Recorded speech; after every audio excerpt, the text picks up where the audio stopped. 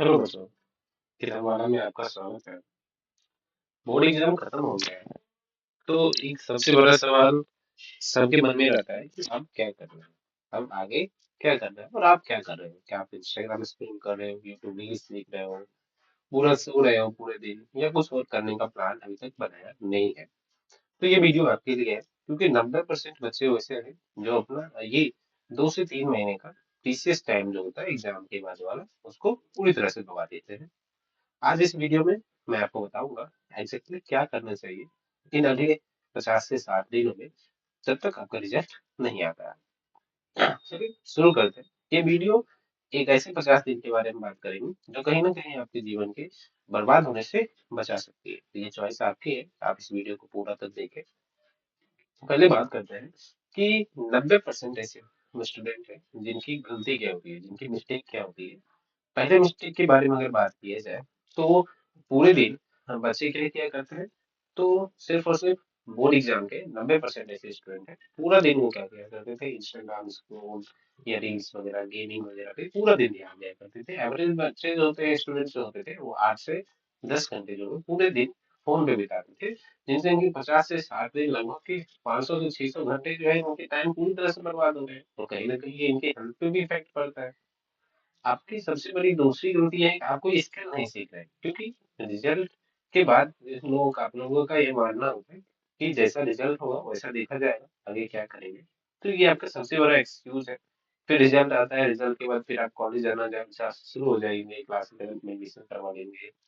फिर आपका जॉब धीरे धीरे धीरे धीरे धीरे धीरे सब कुछ सेटल होने लगेगा। लेकिन ये जो 50 से 60 दिन का समय है, आपने ये पूरी तरह से बर्बाद कर दिया होगा।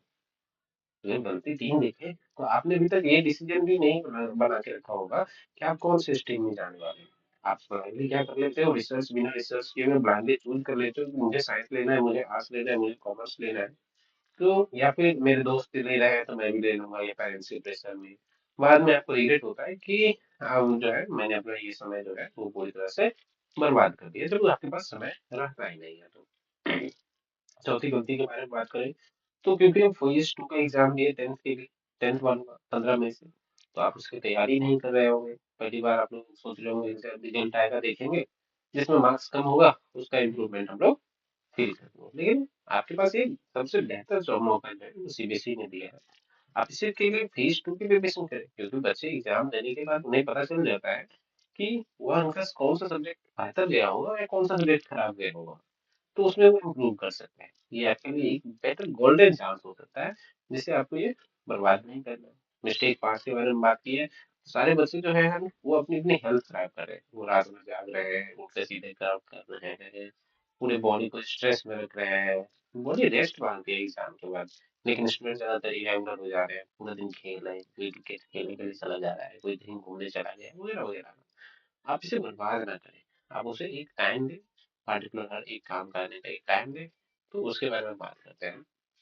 पहले वीक के बारे में बात कर ले, तो फर्स्ट वीक जो होता है वो आराम के लिए होता है, क्योंकि एग्जाम खत्म हुआ रहता है और बॉडी को क्या चाहिए, तो बॉडी को प्रॉपरली रेस्ट चाहिए, कम से कम 8 9 घंटे की नींद लो। ठीक है, एग्जाम के बाद पूरा बॉडी को रेस्ट दो, क्योंकि बॉडी पूरी तरह से एग्जॉस्ट हो जाता है। ठीक है, पहले 7 दिन प्रॉपर रेस्ट करो। ठीक है, गिल्ट फ्री रहो। ठीक है, कोई दिक्कत नहीं है कि मार्क्स कम आएंगे ज्यादा आएंगे, कोई मतलब नहीं है, इसके बारे में सोचना ही नहीं है। ठीक है, दूसरा कि प्रॉपर फैमिली टाइम लो, जो तुम्हारी हॉबी है उसके ऊपर टाइम दो। कोई म्यूजिक करना चाहता है, कोई ड्राइंग हो गया, कुकिंग, क्रिकेट, या फ्रेंड के साथ घूमना वगैरह, इस सब पे ध्यान दे सकते हैं। ये वेस्ट नहीं है, क्रिएटिविटी है, और कहीं ना कहीं आपके मेंटल हेल्थ को क्या करता है, वह फिर से शुरू करता है, ये स्टार्ट करता है। फिर थर्ड के बारे में बात करें, तो अपनी एग्जाम को रिव्यू करो। आराम से बैठो, सोचो कौन सा सब्जेक्ट लिया जाए, मैंने कहा कहाँ पे गलती की, नोट्स में देखो। सिर्फ अपनी लिए, किसी दूसरे के लिए नहीं। मार्क्स फिक्स नहीं होते, लेकिन सेल्फ अवेयरनेस नाम की भी कोई चीज होती है जो कि आपको फ्यूचर में काफी काम आएगी। तो सिर्फ और सिर्फ अपने लिए सोचो यहाँ पे कि आप किसके लिए वैल्यूबल हो। आपके लिए एक वैल्यूबल लेसन होगा, और कहीं ना कहीं यही रिव्यूअर जो होंगे, ये जो कोई भी व्यक्ति ये जो रिव्यू करेगा, वो कहीं ना कहीं एक लॉसर को क्या बना देता है, विनर बना देता है, बिना कोई रिग्रेट के। इस दोनों के बीच के डिफरेंसेस को समझो। वो एक्टिविटीज के बारे में बात करें, तो जो 10% स्टूडेंट मेनली करते हैं, ठीक है, जिनको अच्छे से गाइडेंस मिल जाती है, वो क्या करेंगे, कोई ऑनलाइन कोर्स देखेंगे जिसपे वो सर्टिफिकेट वगैरह में मिल जाए, चाहे एनपीटीईएल का, coursera, श्राइम्स, ये सारे कुछ फ्री पोर्टल्स हैं वहाँ पे। कुछ जो बच्चे इंजीनियरिंग फील्ड में जाते जाना चाहते होंगे वो कोडिंग कुछ कर लेंगे, मार्केटिंग में तो डिजिटल मार्केटिंग, कम्युनिकेशन के लिए, ये सब ऐसे बेसिक नॉलेज है जो कि हर एक बच्चे को लगभग थोड़ा ना थोड़ा तो आना चाहिए, जो कि उनके फ्यूचर को क्या करता है, रीबिल्ड करता है। क्लास 11th की अगर आपने पहले से डिसाइड कर ली है क्लास 11th में आपको कौन सा लेना है, स्ट्रीम लेना है, अगर आप आर्ट्स ले रहे हो तो एसएसटी की जो नई बुक होगी उसको खरीदो, परचेस करो, उसको खुद से पढ़ो, खुद से पढ़ने की ट्राई करो, चैप्टर एक दो तीन आप पढ़ लो खुद से ही, कम से कम कुछ चैप्टर तो आपके ऑलरेडी रेडी रहेंगे। जैसे आप जब क्लास 11th में जाओगे तो आप क्या करोगे, फिर से पहले से ही तैयार रहोगे। ठीक है। उसके बाद हम लोग अगर बात करें तो पार्ट टाइम एक्टिविटीज के बारे में, पार्ट टाइम एक्टिविटी कोई एनजीओ वगैरह वॉलंटियर वगैरह काम होगा, या लोकल साथ शॉप में कुछ काम होगा, छोटे छोटे बच्चों को पढ़ाना, रियल वर्ल्ड एक्सपीरियंस इस सब से मिल जाती है। पॉकेट मनी भी आपके इससे क्या हो जाएगी, अच्छी खासी आ जाएगी, और कहीं ना कहीं आपके रिज्यूम के लिए सोने का काम करेगा, क्योंकि ये कुछ ऐसी चीजें होती है जो कि अभी के टाइम में अनएम्प्लॉयमेंट के टाइम पे ये सारी चीजें जो होती है वो कहीं ना कहीं आपके रिज्यूम को रीबिल्ड करेगी, एक गोल्डन अपॉर्चुनिटी देगी। एक बच्चा जो है अपनी 10th करने के बाद वो अपने एक ऐसे काम में घुसना चाह रहा था जिस काम में वो सिर्फ और सिर्फ अपनी मेहनत के दम पे आगे बढ़ना चाह रहा था। इंग्लिश इंप्रूव करना ये सबसे बेस्ट चीज, बेस्ट मूव होगा आपके लिए कम्युनिकेशन, क्योंकि अभी के टाइम में जो सेल्स है इंडिया में सिर्फ और सिर्फ सेल्स बचे हैं, because we are not producing anything, हम लोग कुछ बना नहीं रहे, हम लोग सिर्फ बेच रहे हैं। ठीक है। तो इसके लिए हमें इंग्लिश इंप्रूव, मतलब कम्युनिकेशन, हमें एक साथ एक अच्छा कम्युनिकेशन करना पड़ेगा, कम से कम 20 मिनट डेली न्यूज़पेपर्स वगैरह होगा वो करो। कुछ ऐप्स है, ठीक है मैं उनका नाम नहीं लूंगा, कुछ ऐप्स वगैरह है, उन ऐप्स का यूज इस्तेमाल करो कम्युनिकेशन वगैरह के लिए, जो कि कहीं ना कहीं आपके कॉन्फिडेंस को क्या कर देता है, तो डबल कर देता है। तो फिजिकल हेल्थ के बारे में हम बात करें तो एक हैबिट बनाओ, हैबिट सुबह 30 मिनट जो है वो करना है, स्पोर्ट्स सीखना है, वेट कंट्रोल करना है, कॉलेज में कौन कौन सी एक्टिविटी है उसमें हैबिट्स वगैरह रखो, ये सब बाद में टाइम के नहीं मिलते। कहीं ना कहीं ड्राइविंग लाइसेंस की अगर हम लोग बात कर ले तो ड्राइविंग लाइसेंस जो होता है वो कहीं ना कहीं ये किसी की एक बेसिक स्किल्स होती है, बेसिक स्किल्स होती है, जैसे कि उस वक्त आपकी उम्र जो होती है, आपकी एज जो होगी वो 18 साल अगर हो जाएगी तो ड्राइविंग लाइसेंस जो होता है वो हर एक व्यक्ति के लिए क्या होता है, काफी ज्यादा नेसेसरी होता है। और वो कहीं ना कहीं आपको जो है वो आगे काम ही आएगा। चाहे कुकिंग स्किल हो गया, अलग अलग डिशेस हो गए, चाहे उनका बैंक अकाउंट बंद होगा, बैंक अकाउंट अपना नहीं तक नहीं खुलवाए होंगे, वो बैंक अकाउंट खुलवा लेंगे, या फिर कोई ऐसी स्किल जो कि आपको आगे चल के आपको लगता है कि मुझे काम आएगी, तो आप उसके ऊपर ध्यान दे सकते हैं। और उसके बाद अगर हम लोग बात करें तो प्लानिंग, किस चीज की प्लानिंग, तो स्ट्रीम, आप क्लास 10th के बाद कौन सी स्ट्रीम लेना चाहोगे, चाहे वो साइंस हो, कॉमर्स हो या आर्ट्स हो, तो ये आपकी स्मार्ट चॉइस है, इस पे आप निर्भर करेगा, चाहे वो बच्चे कोई पीसीएम लेना चाहेंगे, पीसीबी लेना चाहेंगे, कॉमर्स हो या आर्ट्स ह्यूमैनिटीज।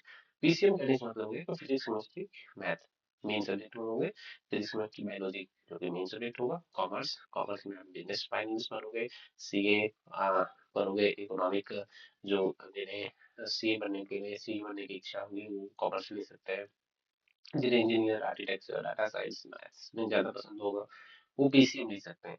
पीसीबी जिन्हें हाँ बायोटेक्नोलॉजी ज़्यादा पसंद होगी, जैसे मेडिकल फील्ड में फार्मा, नर्सिंग, ये सब।